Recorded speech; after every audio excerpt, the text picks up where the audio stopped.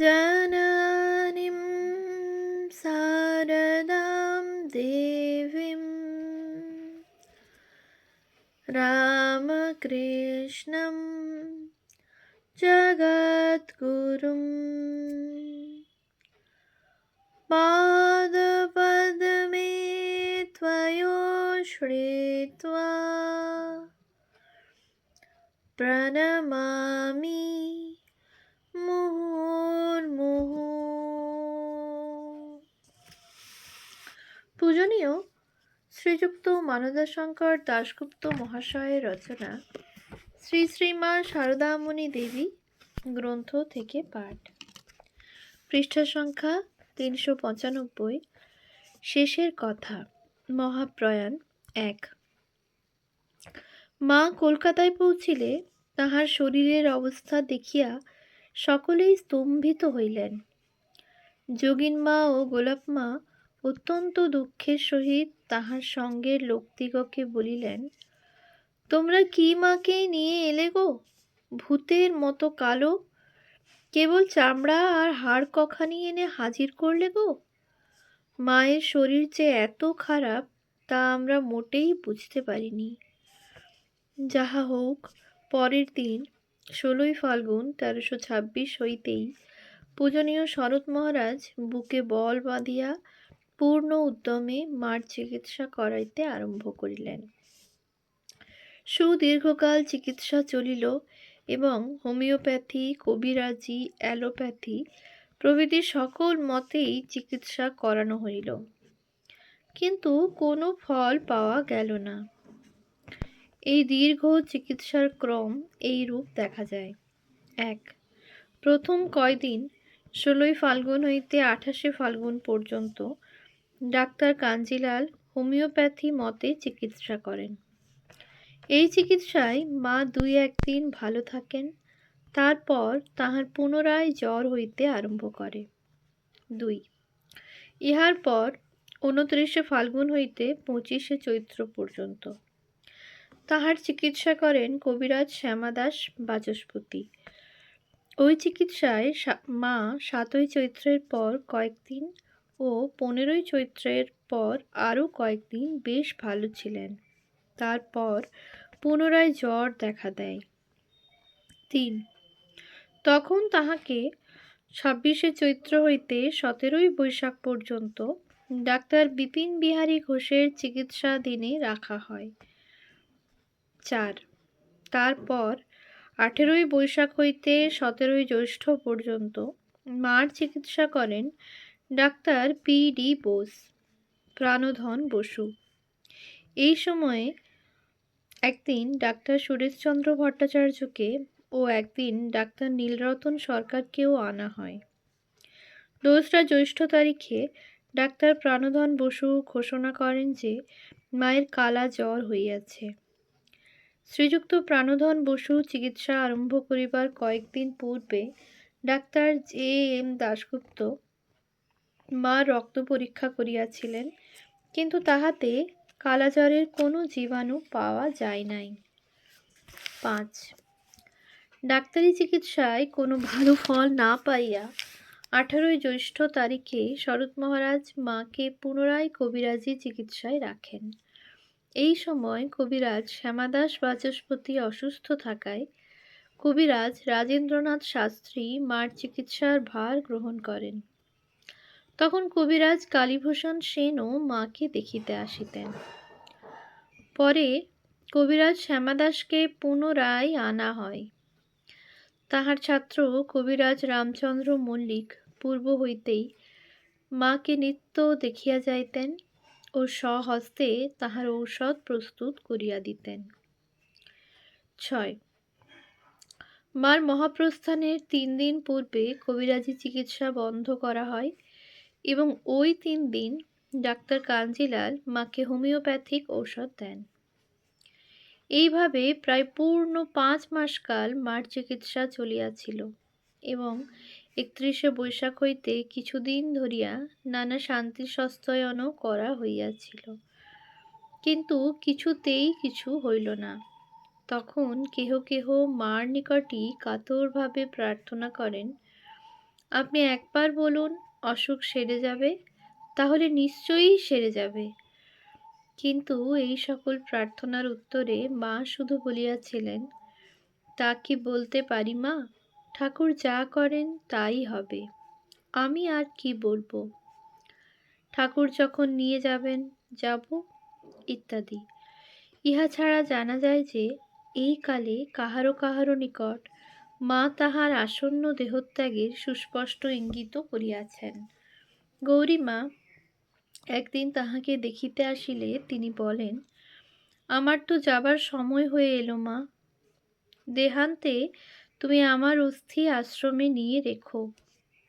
অপর একদিন তিনি তাহাকেই আরও স্পষ্টভাবে বলেন, তোমরা দুঃখ করো না, আমাকে যেতে হবে। মা তাহার এই শেষ অসুখে যে কষ্ট পাইয়াছিলেন তাহা বর্ণনাতীত। সম্ভবত অকাতরে কৃপা বিতরণের ফলে ইহাই ছিল তাহার অলঙ্ঘ্য প্রাপ্য।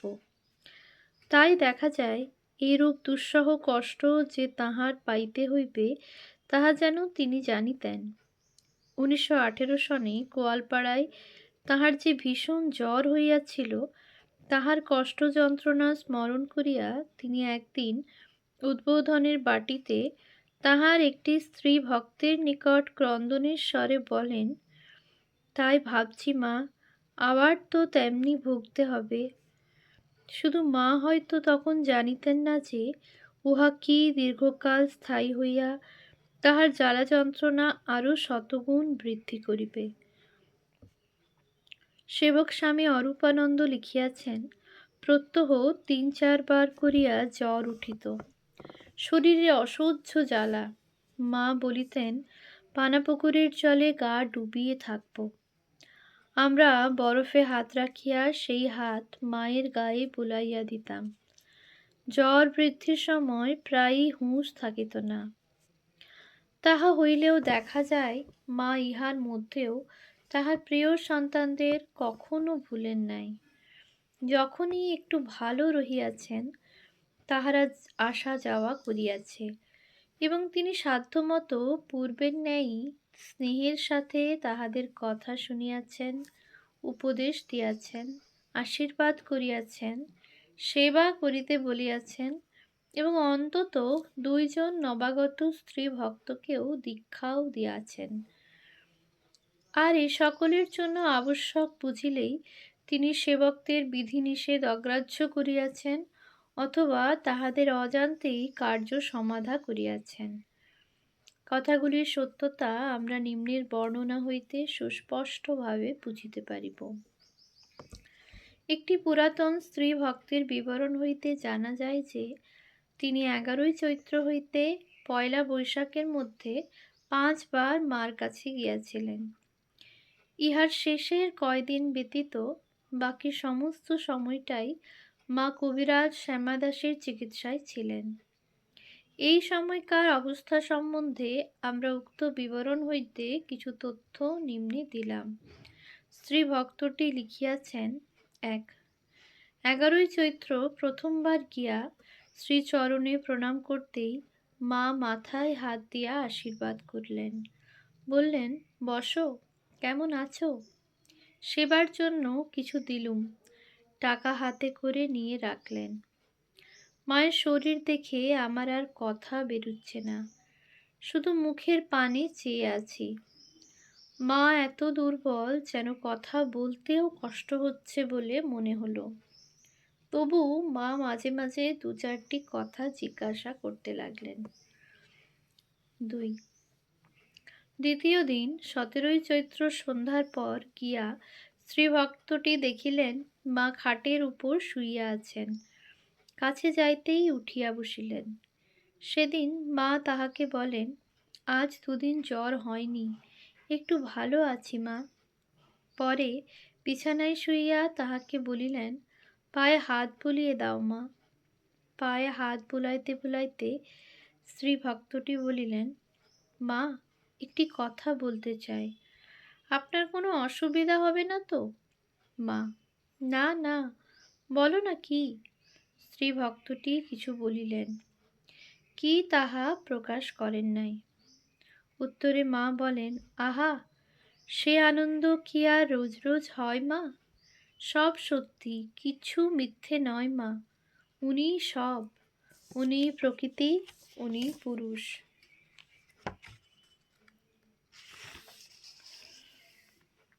ও অর্থাৎ ঠাকুর হতেই সব হবে। তারপর স্ত্রী ভক্তটি আরও কয়েকটি প্রশ্ন করিলে মা তাহারও জবাব দিলেন, এবং বিদায়ের সময় তিনি প্রণাম করিতেই মা বলিলেন, এসো মা, আবার এসো, একটু বেলাবেলি এসো, কাজকর্ম সারা হয়ে ওঠে না বুঝি। দুর্গা দুর্গা, এসো মা, এসো বলিয়া মশারি হইতে তখন একটি সেবিকা মশারি ফেলিয়া দিয়াছিল। মুখ বাহির করিয়া তাহাকে বিদায় দিলেন। স্ত্রী ভক্তটি লিখিয়াছেন, বাইরে বারান্দায় এসেছি, তখনও শুনছি মা করুণাপ্লুত স্বরে বলছেন, দুর্গা দুর্গা, কি অসীম ভালোবাসা! যতক্ষণ কাছে থাকা যায় সংসারের শোক তাপ সব ভুল হয়ে যায়। 3, তৃতীয় দিনের বিবরণ তারিখবিহীন সংক্ষিপ্ত। স্ত্রী ভক্তটি লিখিয়াছেন, মায়ের অসুখ সমভাবেই চলিতেছে, শরীর ক্রমশ দুর্বল হচ্ছে। সেদিন বিকালবেলা গেছি, মা উঠে কলঘরে যাবেন, বলছেন, হাতখানা দাও তো মা। ধরে উঠি, প্রায়ই জ্বর হয়, শরীর নিতান্ত দুর্বল। মা কষ্টে উঠলেন, উঠে বলছেন, এই দেখো গো, দোরগোড়ায় কে একগাছি লাঠি রেখে গেছে। কদিন থেকেই ভাবছি একগাছি লাঠি পাই তো ভর দিয়ে একটু যেতে আসতে পারি। তা দেখো, ঠাকুর ঠিক এনে জুগিয়ে রেখেছেন। হাতে করে তুলে লাঠিগাছা দেখালেন। হাসতে হাসতে বলছেন, জিজ্ঞাসা করলুম, কে লাঠি ফেলে গেছে গো? তা কেউ বলতে পারলে না। 4, চতুর্থ দিনের একটি কাহিনী বিশেষভাবে স্মরণীয়। স্ত্রী ভক্তটি তাহা এইভাবে বর্ণনা করিয়াছেন। আর একদিন গিয়ে শুনি, মায়ের এত কষ্ট দেখে তার সাধু ছেলেরা বলছেন, এবার মা ভালো হয়ে উঠলে আর কাউকে দীক্ষা দিতে দেব না। যত লোকের পাপের ভোগ নিয়ে আপনার কষ্ট ভোগ। মা শুনে মৃদু মৃদু হাসলেন, বললেন, কেন গো, ঠাকুর কি এবার খালি রসগোল্লা খেতেই এসেছেন? কি অপার করুণার বশে মা তাহার এই দুরন্ত কাল ব্যাধির অসহ্য জ্বালা যন্ত্রণার মধ্যেও এই উক্তি করিতে পারিয়াছিলেন, ভাবিলে বিস্ময়ে বিমূঢ় হইতে হয়। তাহার করুণা ভরা হৃদয় পারাবারের কতটুকু আমরা জানিতে বুঝিতে পারিয়াছি। 5, পঞ্চম দিনের পয়লা বৈশাখ রাত্রি 1327, সংবাদ সামান্য। মার জ্বর, চোখ বুজিয়া পড়ে আছেন। তাহার মধ্যে রাধুর গালাগালি ও তাহাতে মার বিরক্তি প্রকাশ। মা আবেগ ভরে স্ত্রী ভক্তটিকে বলিলেন, বাতাস করো মা, আমার হাড় জ্বলে গেল ওর জ্বালায়। ভক্তটি একটু বাতাস করিলে মা তাহাকে পায়ে হাত বুলাইতে বলিলেন। তারপর তাহার মশারি ফেলিবার সময় হইলে স্ত্রী ভক্তটি বিদায় চাহিলেন। তবে আমি আসি মা। মা বলিলেন, এসো। জ্বরের দুঃসহ জ্বালা যন্ত্রণার মধ্যেও এই মঙ্গলসূচক কথাটি বলিতে তাহার কখনো ভুল হইত না।